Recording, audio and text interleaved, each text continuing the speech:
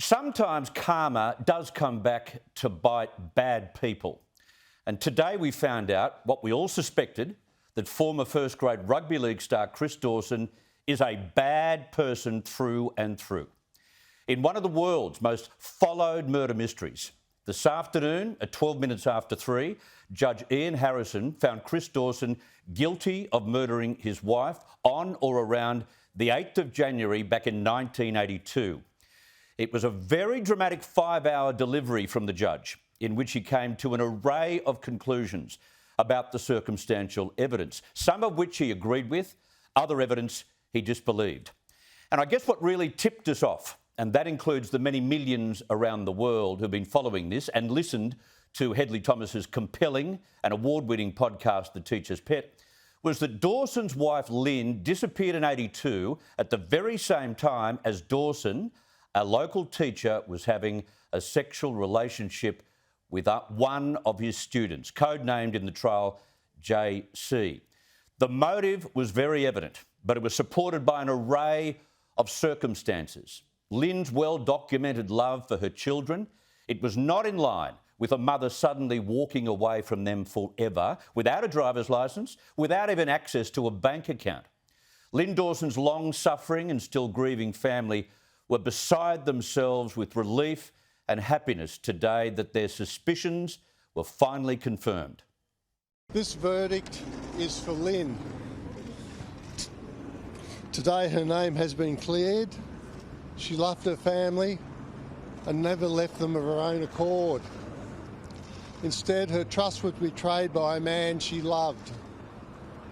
The court has found what we have believed to be true for so many years. Chris Dawson took the life of our beloved Lynn back in 1982. I've spoken to members of Lynn Dawson's family many times over recent years, and they always knew one thing, that Lynn would never leave her two children. They were her life. And Lynn had communicated to her extended family and a neighbour how brutal Chris Dawson had become just before her disappearance. However, it must be made clear that the judge did not buy the evidence about Dawson's violent behaviour towards his wife. Now, this made today's verdict a roller coaster of emotions for the family. We also would like to remember those who loved Lynn who are not here to see this judgment. In particular, my mum and dad, Helen and Len Sims, and my brother who passed away only 18 months ago, Phil. This is a milestone in our journey of advocating for Lynn. However, the journey is not complete. She is still missing. We still need to bring her home. We would ask Chris Dawson to find it in himself to finally do the decent thing and allow us to bring Lynn home to a peaceful rest, finally showing her some dignity she deserves. Now, to other aspects of the evidence that was led in this trial, Justin Harrison did not believe the evidence led by Dawson's defence team that Lynn was sighted more than once after her disappearance. He was critical of Dawson too, who he said lied about phone calls he said he had with his wife after she walked away. I'm satisfied beyond reasonable doubt that the phone call material and the sightings evidence do not establish that Lynette Dawson was alive in circumstances to which they separately relate. By way of example, I'm satisfied that none of the alleged sightings was a genuine sighting of Lynette Dawson.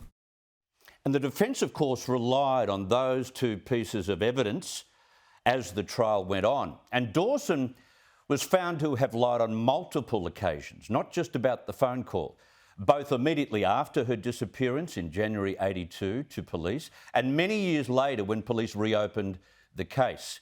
And crucially, he was satisfied that Lynn did not leave the home of her own free will. Lynette Dawson had for her entire married life been dependent upon Mr Dawson to drive her where she needed to go. The theory that she walked out of her life with no easy means of transport at her disposal is much harder to accept than if, for example, she had loaded up a second family car with clothes and possessions and driven herself away.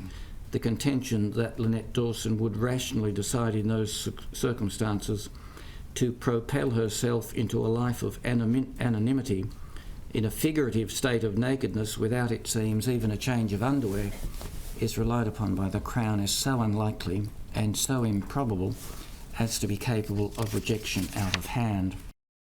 Now, Justin Harrison pointed to the opportunities Chris Dawson had in literally dealing with Lynn alone on the 8th of January, which meant he could also deal with disposing of her body.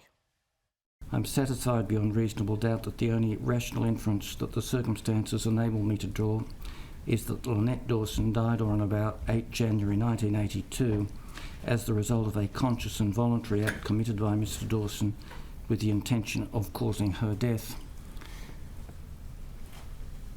Christopher Michael Dawson, on the charge that on or about 8 January 1982 at Bayview or elsewhere in the state of New South Wales, you did murder Lynette Dawson, I find you guilty.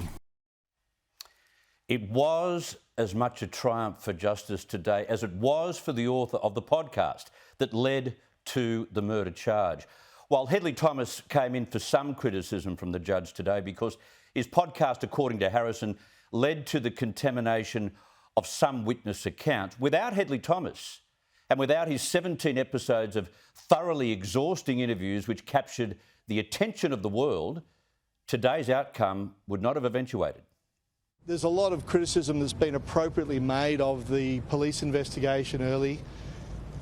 You know, Lynn Dawson was missing for 8 years and just treated as a runaway mother for that time when the circumstances were so gravely suspicious. It wouldn't happen today. If something like that happened today, there would be, as Damien Loon, who picked up the investigation and did such an amazing job with it from 1998, as he said, there would be a strike force that would be set up today and there would be a very strong focus on the spouse. But that didn't happen, and I think that's a reflection of society and how far things have come. Hedley was right to make that comment, but without a body, including a failed dig by police in 2018 on the couple's former home at Bayview in Sydney's Northern Beaches, without a scintilla of forensic evidence, and with 40 long years transpiring since the murder, justice has finally been done. At 74 years of age and facing a sentence close to 20 years, you'd imagine Dawson is likely to die in jail. But given his evil treatment of his wife and his cover-up over 4 long decades, he deserves every year of such a sentence.